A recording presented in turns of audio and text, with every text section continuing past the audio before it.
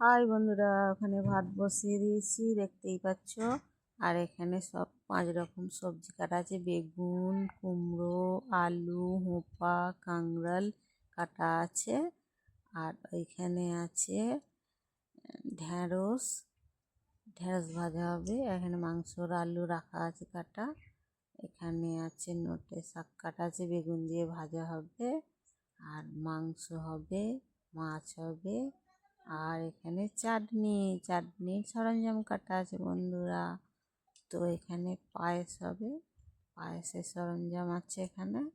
আর চলো রান্নাটা চালু করে দিই বন্ধুরা।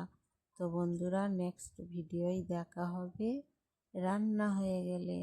তো বন্ধুরা ভিডিওটা শেষ পর্যন্ত দেখতে থাকো তোমরা।